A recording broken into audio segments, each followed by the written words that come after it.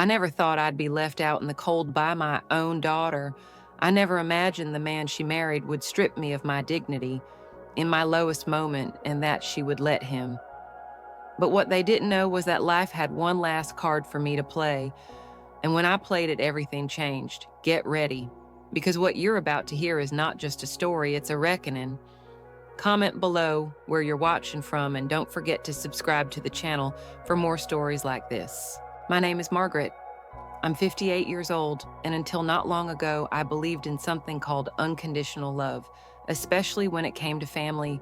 I built my life around my husband and our daughter, Amanda. Every meal I cooked, every holiday I planned, every dollar I saved was for them. When my husband passed from cancer last year, it felt like the floor vanished beneath me, but I told myself I still had Amanda, I still had my daughter. I sold the house my husband and I had built from scratch in Cedar Park, just north of Austin. Too many memories, too many nights waking up expecting to hear his voice calling from the kitchen. Amanda and her husband Chad offered me a place to stay for a while, or at least Amanda did. Chad barely looked up from his phone when I moved in. I tried not to make waves. I kept to my small room in the back. I cooked, cleaned, offered to run errands, trying to be helpful, trying to stay out of the way, but Chad had a way of making me feel unwanted. His eyes always carried this irritation, like I was a splinter under his skin. It started with the small things. He'd roll his eyes. If I asked a question, he'd change the TV when I was mid-show. Once I heard him mutter under his breath, "Freeloader," as he passed by me in the hall. I tried to convince myself I misheard, but deep down, I knew I hadn't. Amanda, she said nothing. I'd look to her for backup for a word, anything, but she always played it down. He's stressed, she'd say. Work's been rough. I swallowed the shame and stayed quiet. That's what mothers do, right? But that night, that one night, it shattered me. We were at the dinner table. I had made chicken pot pie. His favorite, Amanda, was scrolling on her phone, Chad sipping beer like he always did. The silence was heavy. Then out of nowhere, Chad looked up and said, "You know, maybe it's time we stop pretending this is temporary. We're not a charity." Amanda froze. I stared at him. "What do you mean?" He smirked. "I mean, how long is this supposed to go on? You're not working. You're not contributing. We've got bills. We didn't sign up for extra mouths to feed." My breath caught. My heart was pounding. I turned to Amanda, desperate. Amanda, she wouldn't meet my eyes. "Maybe it's best," she mumbled, "if you find something more stable for everyone's sake." Everyone's sake? I didn't scream. I didn't argue. I stood up, walked to my room, packed my things. 2 suitcases, that's all I had left of my life. I didn't even cry while I packed. The tears came later when I stood outside their building, the wind biting through my coat, and realized I had nowhere to go. Amanda didn't walk me out. Chad didn't even bother pretending I sat on the curb for an hour. My phone battery was dead. My heart was too. I remember thinking, this is what it feels like to be erased. That night, I checked into a motel, the kind where the wallpaper peels and the vending machine eats your change. I lay awake staring at the ceiling, wondering how everything could turn so cold, wondering what I had done to deserve this kind of abandonment. The next morning, I sent Amanda a message. "I understand, I love you always." No reply. The next week, I sent another, then another. Birthdays, little updates, silence. 3 months passed. Each day felt longer than the last. I tried applying for jobs, anything, but no one wanted to hire a grieving widow in her late 50s with no recent work history. I considered cleaning houses, babysitting, but my body didn't move the way it used to. The loneliness, it was suffocating. And worse than that, the shame I had given everything to that girl. How could she turn her back so easily one evening as I was going through a box of old family keepsakes, trying to feel close to something, anything? I found it my mother's old diary. I hadn't read it in years, maybe never, but something pulled me to it. I sat on the edge of the motel bed, turned the pages, and that's when I found it. A name, a truth, a secret that changed everything. I remember the moment clearly. My hands shook, my heart raced, because suddenly I wasn't just the mother who got kicked out. I was someone else entirely, and for the first time in months, I smiled. They took everything from me, but they had no idea what was coming. After that night, the days blurred into each other like gray watercolors, bleeding on a wet canvas. The motel room smelled of stale air and distant cigarettes. The buzzing hum of the vending machine outside my door became a lullaby of defeat. I stayed quiet. I didn't cry every night, but when I did, it was quiet, the kind of crying where your whole body trembles, but you keep it inside because no one's coming to comfort you. I texted Amanda again on the fourth day, a simple message, "I'm okay, just wanted to know how you are." No reply. I tried again 2 weeks later, just a heart emoji, nothing. I told myself she was busy, that she'd come around, that Chad must be twisting things. But as the weeks rolled on, that hope started to rot inside me. My money was thinning. I tried getting part-time work, grocery stores, front desks, even a diner down by the highway, but I was either overqualified or not a good fit, which is just polite code for too old and too tired.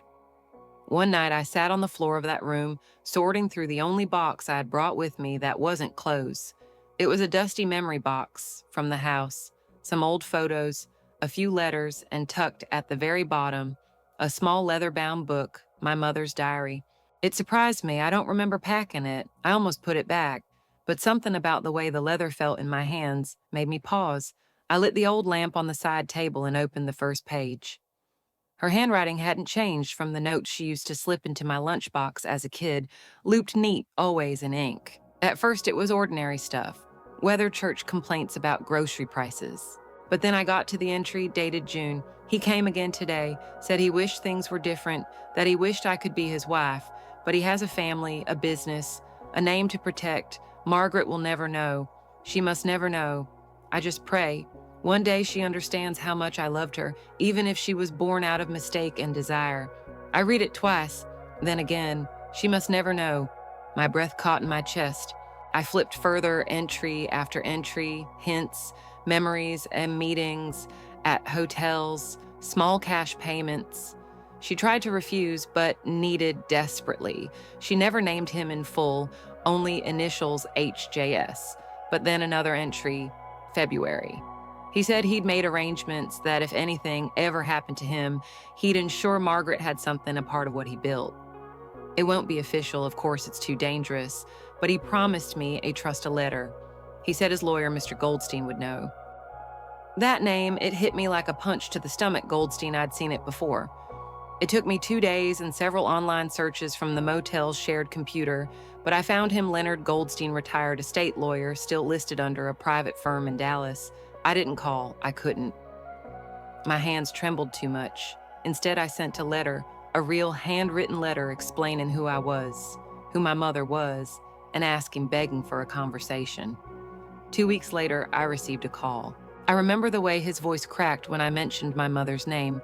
He knew her, not just professionally, personally. I always wondered if you'd reach out someday. He said, "There's something you need to see." I took a Greyhound to Dallas the next morning, my suitcase half packed, just in case he turned out to be some scam artist.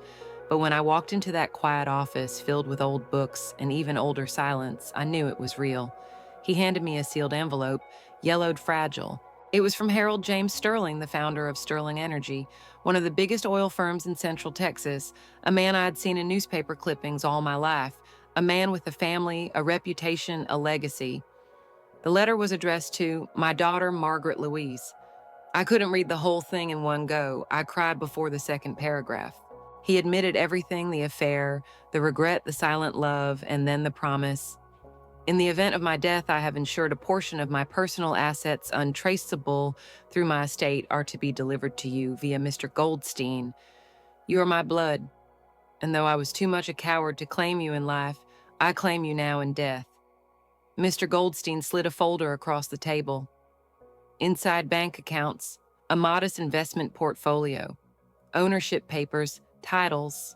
The total value a little over $1 million. I stared at the papers, then at him. "This is real," I whispered. He nodded. "It's yours, always was." My heart thundered, not because of the money, but because for the first time in my life, I felt chosen, seen. I didn't scream or laugh or break down. I just sat there quiet as a whisper, letting the truth wash over me like a long-awaited rain. That night in my motel room, I didn't sleep.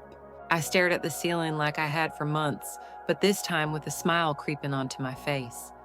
They thought they discarded me. They thought I was done, but they had no idea I wasn't broken. I was just getting started. I didn't go back to Austin right away. Something inside me had shifted permanently. I wasn't just Margaret, the forgotten mother.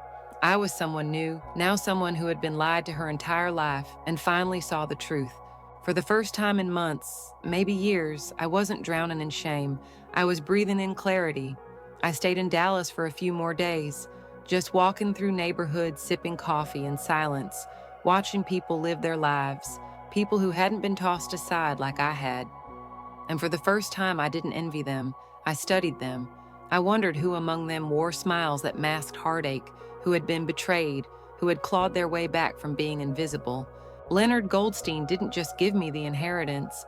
He gave me time to process, time to understand what I now held in my hands.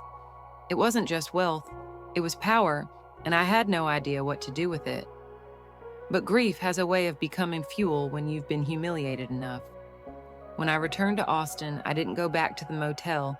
I booked a short-term rental downtown, just off South Congress, clean, modern, quiet. The kind of place Amanda and Chad would never imagine me affording. I began dressing differently, more polished, more deliberate, not flashy, just invisible. In a new way, the kind of invisible that gets you through doors. I started watching YouTube videos on investing real estate contracts. I learned the language of business, not because I wanted to build an empire, but because I wanted to protect myself. I would never be powerless again. That's when I found it. The listing was buried on a real estate auction site, a 12-unit apartment building in East Austin, a little rundown but structurally sound. The location, the exact complex where Amanda and Chad lived. I sat there staring at the screen, heart pounding. It was listed as distressed with the owner, defaulting on property taxes, auction scheduled in 2 weeks. I didn't hesitate. With Mr. Goldstein's help, I created an LLC, an anonymous shell company.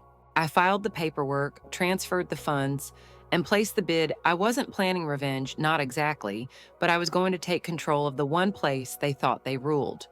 The auction came and went. I won quietly, legally, entirely under the radar. And just like that, I owned the building where they lived, where they kicked me out with 2 suitcases, and a hollow excuse where they humiliated me in my lowest moment. I remember sitting at my desk, looking at the deed and whispering aloud, "Let's see how Chad likes paying rent to a mouth he couldn't feed." A month later, the notification letters were sent out to all tenants. Rents would be reassessed, lease terms reviewed. And for Chad and Amanda, the new amount was triple, not double, triple market value plus overdue fees. He must have exploded. I didn't need to see it to know I could feel the rage from miles away. But it wasn't about money. It was about pride. Chad was a man who needed to feel in control, and I had just pulled the rug out from under him. Silently, Amanda tried to call me 2 days after the notice. It was the first time she reached out. Since the night I left, I let it go to voicemail. "Mom, I don't know if you heard, but something weird's going on. Our rent just shot up like a lot. Chad's losing it. I don't know. Can we talk?" I didn't respond. This wasn't about vengeance. This was about gravity. They needed to feel the weight of their choices. I drove by the building once late at night. Their lights were on. I could see shadows moving behind the curtains. Amanda pacing, Chad, yelling, his silhouette unmistakable. I watched them for a minute, then drove away. Part of me felt hollow, part of me felt vindicated, and part of me still hurt like hell, because even now, knowing what I knew, holding what I held, I would have given anything to be invited back in. Not to the apartment, but to my daughter's heart. But I knew that wasn't possible, at least not yet. So I stayed silent, and I waited, because sometimes the loudest justice is the one that doesn't say a word, and I wasn't finished yet. I didn't realize how much I'd changed until I saw Amanda at the grocery store 3 weeks after the rent increase. She didn't see me. I was 2 aisles over, hidden behind a rack of discounted cereal. She looked tired, not just tired, worn down. Her hair was tied back sloppily, the way she used to do when she'd been crying. Her cart was half empty, mostly cheap staples, rice, eggs, a few off-brand cans. I should have walked away, I didn't. I followed her through the store at a distance, heart pounding like I was doing something wrong. She paused in front of a small box of mac and cheese, then looked down at her phone, a text from Chad. Maybe her shoulders sank. She put the box back. That moment broke me, not because I pitied her, but because I remembered the little girl who used to run to me crying when she scraped her knee, the one who asked me every night to check for monsters under her bed. And now she was living with one. I drove home that day and sat on the couch in silence for hours. I stared at the window, thinking about how life had twisted us into strangers. But I reminded myself this wasn't punishment. This was consequence, and consequence was long overdue. I had plans now, not just the building, but a quiet, slow chess match. Every move calculated, every step thoughtful. With the LLC fully in place and the property legally transferred, I started repairs. Small ones at first: leaks, broken locks, flickering lights. Chad never noticed. He was too distracted by the rent increase, yelling at the property manager by email demanding answers. But I knew him, knew how his ego worked. He wasn't going to move. He'd see that as defeat. And Amanda, she'd follow his lead as she always did. So I kept going. I changed the property signage, had a security camera installed near the lobby, updated the tenants' mailboxes, all under the name of my company, ML Holdings, short for Margaret Louise. No one knew who was behind it. Then came the notice, annual inspections mandatory. Chad sent a furious response through the tenant portal, filled with empty threats and self-righteous indignation. I smiled, reading it. He was unraveling, and I didn't need to lift a finger. Meanwhile, I was becoming someone I barely recognized. I wore my hair differently now. Sharper clothes, I walked with purpose. I started joining small business meetups under a pseudonym, learning the ropes of real estate building connections. No one asked about my past. They only saw a quiet, composed woman with sharp eyes and cash on hand. The best disguise is the truth you don't say. One morning, I passed Amanda and Chad in the parking lot as I exited a tenant meeting. I kept my sunglasses on, hair tucked into a sleek bun, documents in hand. Amanda barely glanced at me. Chad didn't recognize me at all. Later that night, I sat in my living room sipping tea, thinking about how strange it felt to walk right past your own child and be invisible, not because you're weak, but because you're stronger than they remember. They couldn't see me now because they only knew the version of me they used to control, and that woman was gone. The calls from Amanda continued, soft, hesitant voicemails. "Hi, Mom, just wanted to see if maybe you had time to talk. I know things have been complicated. I didn't return them, not out of cruelty, but because I needed her to fill the void she created." And every time I felt doubt creep in, I opened my mother's diary. I read those words over and over again. Margaret will never know, she must never know. But I did know now, and with that knowledge came a kind of armor no one could tear through. I was no longer the woman begging to stay under their roof. I was the woman who owned it. I always believed revenge wasn't about getting even. It was about balanced justice without fire, a correction, not a war. But when I saw the email response from Chad after he received the notice of his rent increase, I'll admit a small flicker of satisfaction lit inside me. Subject: rent increase. This is absolutely unacceptable. This must be a mistake. Tripling our rent, that's extortion. I demand to speak to whoever owns this dump. We've lived here for 3 years and never been late once. This is robbery. He signed it. Chad D. Harmon, like his name, meant something. I read the email 3 times, then forwarded it to my property manager with a simple note. Please respond using standard clause. C regarding market rate adjustments. No special exceptions. Chad wasn't just angry, he was stunned. His arrogance never made room for the idea that someone could outmaneuver him. He'd become so used to being in control that the idea of answering to a faceless landlord drove him mad. Amanda tried calling me again that same night. The voicemail was different, no pretense. "Mom, I know you're not picking up, but I really need to talk to you. Things are rough right now. Chad's upset. He's taking it out on everything. We're trying to figure things out. I miss you. I do." Her voice cracked at the end. For a moment, my fingers hovered over the screen. I could call her back, tell her it would be okay that I'd fix everything, but I didn't because it wasn't okay, and I couldn't keep fixing the messes. She helped make Amanda, had let him throw me out like I was nothing more than a bill they couldn't afford. And now that the pressure was on her, she remembered how to dial my number. No, let her sit with the silence a little longer. The next week, I authorized additional upgrades on the property: new exterior paint, hallway, lighting, landscaping improvements. Chad's rent wasn't just a punishment, it was funding improvements for the other tenants. That was the irony: everyone else benefited, he just couldn't see it. He began leaving angry notes under the office door. The water pressure sucks. Trash is piling up. If this is what we're paying for, it's a joke. Every note went unanswered. Amanda stopped leaving messages. She started texting instead, short ones: "Hey, can we talk? I really need you." Then silence again. Meanwhile, I watched the bank statements roll in. ML Holdings was stable, profitable. Even the other tenants were quiet, respectful, and paid on time. It was only Chad making noise and Amanda caught in a storm. But things changed when I received the quarterly report from the building manager.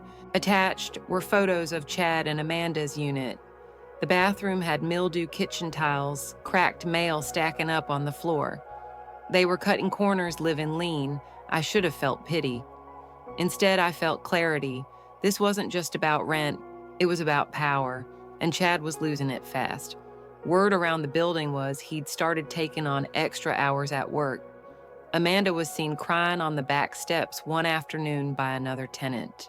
They were unraveling from the inside out, and I didn't have to say a single word. That was the part I kept coming back to. For so long, I was the one begging to be heard, begging Amanda to see what Chad was, to see what she was becoming by standing beside him. Now they were choking on their own silence, and I was watching from above, literally. My new apartment overlooked their courtyard, different building, higher floor, safer, neighborhood, a view they could never afford. I didn't watch them all the time, just enough to remember that I wasn't crazy, that I hadn't imagined the betrayal, that what they did to me deserved consequences. And yet, despite all that, some nights I still found myself sitting by the window, holding my phone, staring at Amanda's last message. "I really need you." The woman inside me, the mother ached, but the woman I had become, she knew this was only the beginning. I always thought heartbreak came in loud moments, slamming doors, shouted words, public scenes, but the real heartbreak, it's quiet. It comes in the form of a voicemail. You don't return a message left. Unread, the silence between you and someone who once called you mommy. The calls from Amanda stopped, the texts slowed, but the damage on her end only seemed to grow. From what I gathered through the building staff, the tension in their apartment had turned into open hostility. Chad was snapping at everyone refusing maintenance requests and demanding unnecessary inspections, looking for someone to blame. Amanda, I was told, looked like she hadn't slept in days. I didn't rejoice, I didn't celebrate. This wasn't about watching them suffer. It was about something far more painful, watching the daughter I raised willingly stay in a cage and call it love. One afternoon, my property manager sent over a report after a noise complaint. The neighbor downstairs had heard a heated argument, shouting something about losing control and "this is all your fault." Chad had stormed out and didn't come back until the next morning. Amanda stayed locked inside the apartment the whole night. Lights off, curtains closed. I waited. Not for Chad, for her. It took 2 more days. 2 long, aching days. Then, just as the sun was dipping behind the trees, one evening, my building's intercom buzzed. "Hi, this is Amanda Harmon. I was wondering if my mom lives here." My heart stopped. I didn't answer right away. I just watched the screen frozen. Then slowly, I pressed the door release. 10 minutes later, a soft knock echoed at my apartment door. When I opened it, she stood there looking like a shadow of the girl. I raised pale makeup, smudged wrinkles in her shirt. She looked 20 years older than she was. We stared at each other for a long time. Neither of us spoke. Finally, she let out a breath. "Hi, Mom." I stepped aside. She walked in slowly, like she wasn't sure she was allowed to. The room was silent except for the clink of teacups as I prepared 2 mugs. I didn't ask why she was there. I didn't ask how she was. I just handed her the tea, sat down across from her, and waited. "I don't know where to start," she said, her voice barely above a whisper. I said nothing. She looked down. He's not easy. He's angry all the time. blames the rent, blames me, blames the dog next door, for God's sake. Still, I stayed silent. I thought I was doing the right thing back then when we asked you to leave. Asked as if I had a choice. I just wanted to keep the peace. I didn't want more conflict. Chad said, she paused. He said you'd never leave unless we pushed you, and God, I hate myself for agreeing. I took a sip of tea. I miss you, she whispered, but I don't know how to fix it. I studied her face, every line, every flinch. She was looking for forgiveness, but afraid to ask for it. So I gave her the only thing I could silence, because sometimes silence is safer than the truth. We sat like that for nearly an hour. She didn't ask for money. She didn't ask for help. She just wanted to be near me, and I let her. When she finally stood to leave, she reached for my hand. I'm sorry, she said, for everything. I didn't say it back. I just held her hand a little longer than she expected. She pulled away first, and then with tears welling up in her eyes, she walked out the door. I didn't cry, but the second the door clicked shut, I sank into my chair, holding the warmth of her teacup in my palms like a lifeline.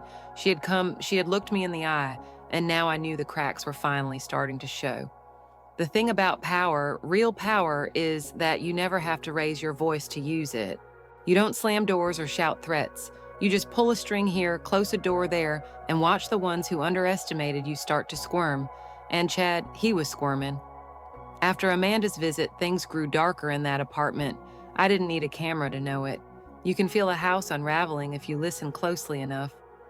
The maintenance team told me Chad had become unhinged, storming down to the management office twice a week, demanding to know who owned the building. He wanted names, he wanted a face, he wanted someone to blame. The fact that he didn't have one that made him spiral, he started digging. I knew he would. Chad wasn't the type to accept defeat. Quietly, I'd seen the way he used to search Amanda's phone when she took too long at the store, the way he checked her receipts, commented on how long she took to run errands. Possessive didn't even begin to cover it. So when he started poking around for the name behind ML Holdings, I was ready. He started by trying to look up the LLC standard, but my lawyer had filed everything through a privacy trust. No names, no leads. Then came the phishing emails to my property manager pretending to be a tenant, asking who owns the building, sloppy, desperate. He even called the title office pretending to be a lawyer representing another property.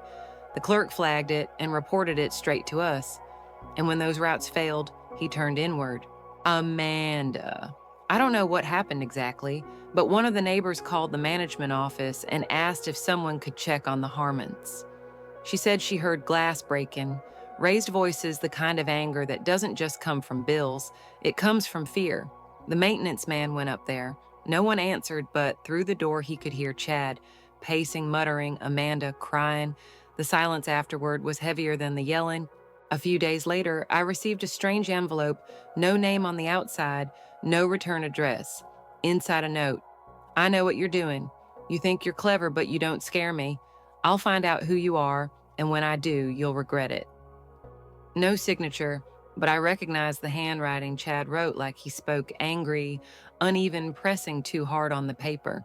I sat there with the letter in my hands, heart thudding, not out of fear, out of memory, because it took me back to the moment he stood in that kitchen and looked me in the eye like I was dirt beneath his feet. The way Amanda stood beside him, not just silent, but complicit. And now he was the one grasping at shadows, choking on uncertainty, screaming into the void. It was poetic, but it was also dangerous, so I doubled down. I had my lawyer contact building security. We installed more surveillance, discreet legal routine. I made sure the other tenants were protected. The building wasn't going to fall apart, because one man couldn't handle the weight of his own cruelty. And Amanda, she didn't call again, but I heard from the building manager that she'd been walking to work. Her car had been sold, their utilities were being cut back, lights off by 8 p.m., no heat. Some nights. The cracks weren't just in their relationship, they were in their survival. And yet, through it all, I kept my distance because this wasn't about revenge. It was about resolution, letting Chad's world shrink until he realized how small he really was, and letting Amanda decide would she stay in the cage or find the key I'd placed right in front of her. I knew she wasn't ready yet, but the walls were closing in, and secrets have a way of leaking through cracks. I didn't expect the knock on my door that night. It had been quiet for days. No emails from management, no voicemails from Amanda, no more anonymous threats, just silence, the kind that feels like a storm, crouched in the distance, waiting. But when the knock came soft and slow, something in my chest tightened. I opened the door. Amanda stood there, soaked from the rain, a grocery bag clutched to her chest, like it was the only thing keeping her upright. Her eyes were red and her mouth opened, but nothing came out. She looked like she had run out of words days ago. I stepped aside. She walked in slowly, dripping water on the hardwood floor. I handed her a towel, and we moved without speaking. I warmed the kettle, poured 2 mugs of chamomile tea. She sat on the edge of the couch like she didn't want to stay long, like she didn't deserve to, and maybe she didn't. She stared into her cup, eyes hollow. "He's not who I thought he was," she said finally. I stayed quiet. I knew part of me always knew, but I told myself it was stress, that he just needed support, that if I was patient, he'd come around. Still, I said nothing. She looked up, her voice trembling. "He thinks someone's targeting us. He's obsessed. He's been going through my phone, my emails. Last week, he followed me to work, said he was making sure I wasn't involved." A shiver ran through her, and not from the cold. "He asked if I was hiding something, if you were hiding something." That caught my breath. She didn't wait for an answer. "I told him I hadn't spoken to you in weeks, that I didn't even know where you were." She paused. "But that was a lie." I met her eyes for the first time. "I found your building listed in a security notice, same management company. I figured it out. It wasn't hard." Of course it wasn't. Amanda was smart, always had been, but smart doesn't always mean brave. And now she looked like someone who had finally opened her eyes and hated what she saw. I didn't speak. "Not yet. I miss you," she whispered, "but I don't even know how to be around you anymore." My hand tightened around the mug. "You left," she said, voice cracking, "and I let him push you out." Finally, I spoke. "No, Amanda, you didn't let him. You stood with him." That stopped her cold. She blinked. Her lips parted slightly, like she wanted to deny it, to defend herself, but there was nothing left to defend. I stood up, walked to the window, stared out into the night. "I begged for your voice that night. I said just one word, just one, and you stayed silent." Behind me, I heard her exhale, a quiet, broken sound. "I didn't think it would get this bad," she said. "I thought I could manage him." "You can't manage a man like that," I said softly. "You survive him or you leave him." She didn't respond. She didn't have to. We sat in silence for a long time, 2 women who shared blood, but not trust, not yet, maybe never. When she finally stood to leave, she set the mug down carefully, her eyes rimmed with unshed tears. "I don't expect forgiveness," she said. "I just needed to remember what it felt like to be safe." I walked her to the door. She paused, then turned back suddenly and wrapped her arms around me. I didn't return the hug at first, then I did, but gently, cautiously, like someone trying to hold a memory without letting it slip through their fingers. When she pulled back, she didn't say goodbye. She just looked at me one last time and left. And as the door closed behind her, I felt something shift deep in my chest. Not forgiveness, not yet, but the faintest flicker of something that might one day grow into it if she let it. The invitation went out on a Tuesday morning, quietly, professionally, without fanfare, attendance meeting to discuss upcoming building renovations scheduled in the common room. The following week, mandatory attendance questions. Welcome. I knew Chad would be there. I knew he wouldn't be able to resist. He wanted a name, a face, someone to point a finger at. He had no idea he'd be walking right into the hands of the woman he discarded like a broken appliance. The day of the meeting, I arrived early. I wore a charcoal gray blazer and dark jeans, simple, elegant, unrecognizable. My hair, now in soft waves, brushed my shoulders. I looked nothing like the woman who once begged for a sliver of dignity at Amanda's kitchen table. The common room filled slowly. Tenants trickled in. Some curious, others annoyed, most indifferent. And then came Chad. He stormed in with the swagger of a man expecting confrontation. Amanda trailing behind him like a shadow. He didn't look around, didn't notice me. He only saw the property manager at the front and went straight to him. "Where is she?" He demanded. "I want to speak to the person in charge today." The manager remained calm. "All questions will be addressed during the presentation." Chad scoffed. Amanda looked down at her shoes. I sat near the back, silent. The presentation began: routine announcements, upgrades, timelines, the new security system, the updated landscaping, the improved insulation, practical changes, smart decisions, all funded, in part by the very rent Chad had so bitterly protested. Then the manager paused. "We'd like to thank ML Holdings for their commitment to revitalizing the property and prioritizing tenant comfort. The owner is here today, should anyone have questions." I stood up, the room turned. I walked slowly toward the front, calm, steady every step, a quiet drumbeat in my chest. Chad's face twisted in confusion, then disbelief. Amanda's mouth parted in shock. I turned to the room. "Good evening," I said. "My name is Margaret. I'm the owner of this building." You could hear a pin drop. Chad stood up so fast his chair scraped the floor. This is a joke. What kind of game is this?" I looked at him, really looked at him, and saw the cracks. He had tried to hide the sweat behind his collar, the puffiness under his eyes, the panic. "No game," I said softly. "Just business." He took a step forward. "You manipulated this. You've been behind this the whole time. You raised our rent. You're trying to ruin us." I held my ground. "I gave you a roof. I made improvements. I treated every tenant equally." What I didn't do was forget. He opened his mouth to speak, but I turned back to the group. "If anyone has questions about the changes or improvements, I'm happy to answer them after the meeting." "Thank you." I stepped aside. The meeting resumed, but the tension never left the air. Chad didn't sit down, he just stood there trembling. Furious, Amanda sat with her hands clasped tightly in her lap, eyes wide and wet. When the meeting ended, tenants came to me shaking hands, asking questions, thanking me. Some had suspected, most had no idea. Chad waited until the room emptied, then he marched toward me. "You think you've won," he hissed, "but this is nothing. You've made an enemy." I stared at him, eyes level. "No, Chad, I didn't make anything. You did the day you looked me in the eye and treated me like I didn't matter." Amanda stepped between us. "Chad, stop." He turned to her, shocked.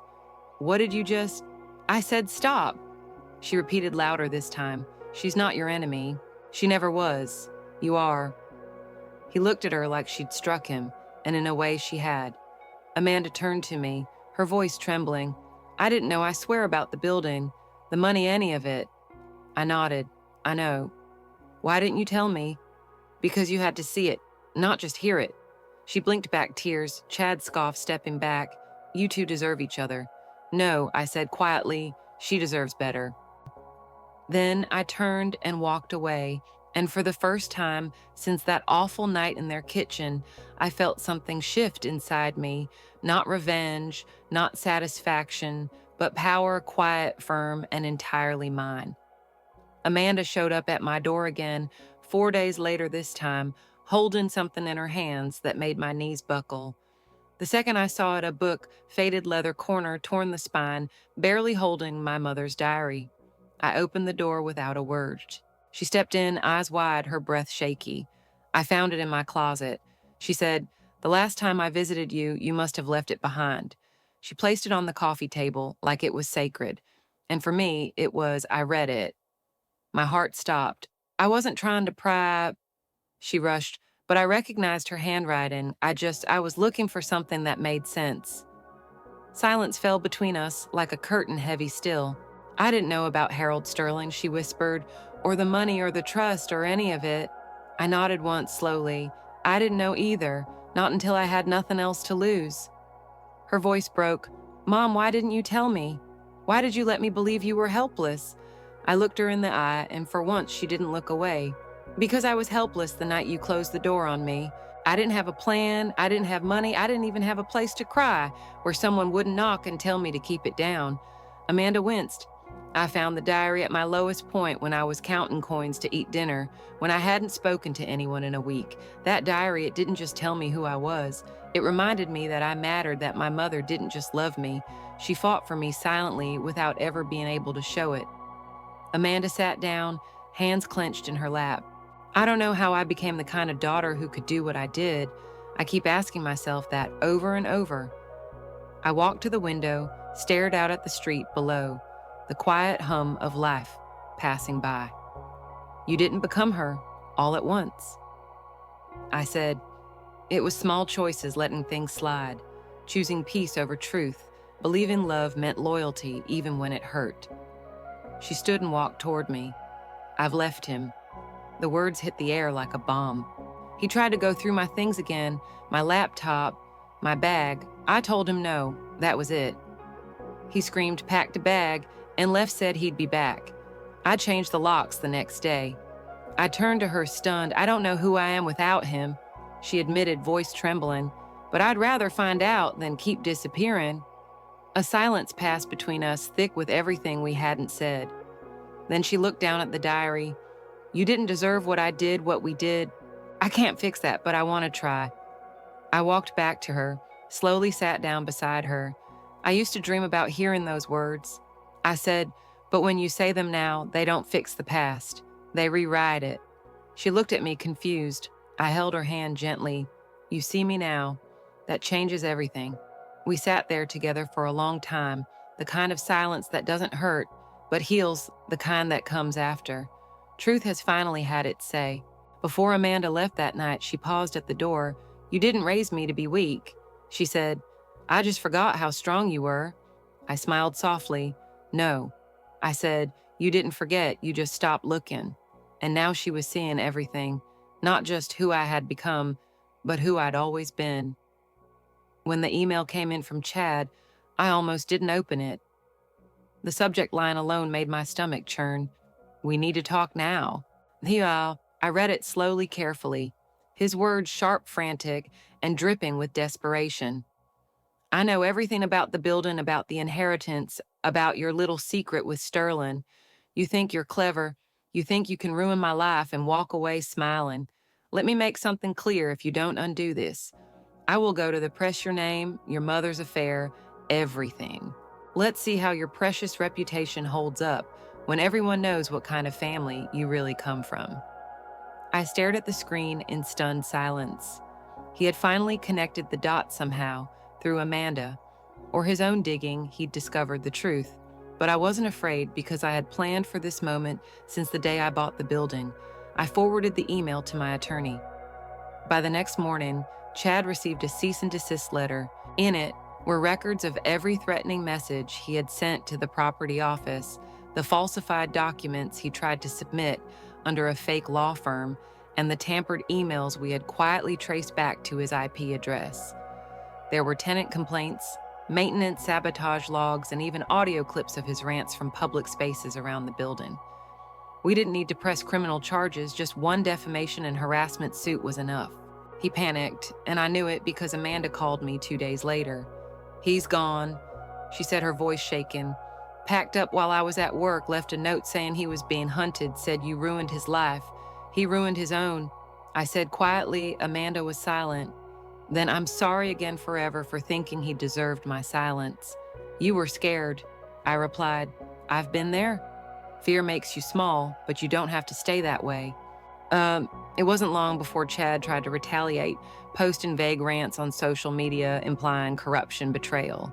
He never named names. He couldn't afford to, not after the second letter from my attorney threatened legal action for every word he published. He went quiet after that, publicly, at least. Privately, I knew he'd never forget the day he realized the woman he kicked out with 2 suitcases and a tired face now owned the roof over his head, the lease under his name, and the keys to every locked door he once slammed in mine. Amanda, on the other hand, was transforming. She moved out of the unit within a month, found a small studio near her job, started therapy, joined a community art class. She even painted something for me, an abstract of a phoenix in dark reds and golds. I hung it above my fireplace. We talk more often now, not every day, but when we did, it was real honest, no more pretending. The last piece of the puzzle came in an envelope, another letter, this one from Mr. Goldstein. Congratulations, Margaret. The building has officially been transferred. The final tenants have signed new agreements. The lawsuit against Mr. Harmon has been resolved in your favor. You are now free to sell, hold, or restructure as you see fit." I folded the letter, carefully held it to my chest. This wasn't just about money or property or revenge. This was about truth, about reclaiming my name, my story, my strength. The next morning, I called a realtor. I was ready to close the last chapter and open the door to a life I no longer had to survive. I could finally live it on my terms. I sold the building in late spring. The final paperwork was signed on a bright, cloudless Tuesday. No fanfare, no ceremony, just a quiet click of a pen, a firm handshake, and the weight of 3 years of grief, betrayal, and silence finally lifting off my shoulders. The money was wired to my account the next day, but I didn't celebrate. Instead, I wrote a check, a large one. Half of the proceeds went to a local shelter for women and children in crisis, the kind of place I wish I had known existed the night I stood on that curb with 2 suitcases and no one to call. I asked them to build a wing named after my mother, the Eleanor House. It was my way of honoring the woman who gave me strength in silence, who hid a lifetime of secrets so that I could one day discover the truth and become something more than what the world expected. The other half, I used it to buy a small house. It wasn't extravagant, just a charming little 2-bedroom on the same street where I grew up in Cedar Park. Oak trees out front, a porch swing, enough space for quiet, for healing, for growing tomatoes if I ever felt like trying. The day I moved in, Amanda helped carry boxes. She didn't say much, neither did I, but after we finished unpacking, she sat beside me on the porch swing, legs tucked under her eyes, scanning the street like she was trying to recognize the girl she used to be. "I remember riding my bike here," she said softly, "before everything got complicated." I nodded. "You were always safe here." I told her. "I forgot how that felt." She whispered. "We didn't talk about Chad. We didn't need to. His chapter had closed without a dramatic ending, just silence. He disappeared into a new city, a new job, probably a new lie, but not before signing a non-disclosure agreement and quietly dropping his threats. The last thing he wanted was another legal battle, or worse, for the world to see the truth about him. He was a ghost now. Amanda stayed for dinner. We made grilled cheese sandwiches and tomato soup like we used to when she was little. She laughed when she burned one side. I laughed when she tried to blame the pan. It was the first real laughter we had shared in years. That night after she left, I stood at the window holding a cup of tea in both hands, watching the moonlight stretch across the front lawn, and for the first time in a long, long time, I said the words out loud. "I forgive you." But just not to Amanda, to myself, because that was the hardest part, not rising from the ashes, but learning that I was never the fire they tried to extinguish. I was the spark they underestimated. They taught me that silence was weakness, but I learned how to weaponize it. They tried to erase me, and I became someone they could never forget. I sat down on the couch, opened the diary one last time, and tucked a note inside for Amanda to find someday. You don't need their love to be worthy. You don't need their approval to be strong. You only need the truth, and to never ever forget who you are. The clock ticked softly in the background. My tea grew cold in my hands, but my heart. It was finally warm. I didn't need to scream. I didn't need to win. I just needed to be who I was all along, and now finally I was home. Thanks for listening. Don't forget to subscribe and feel free to share your story in the comments. Your voice matters.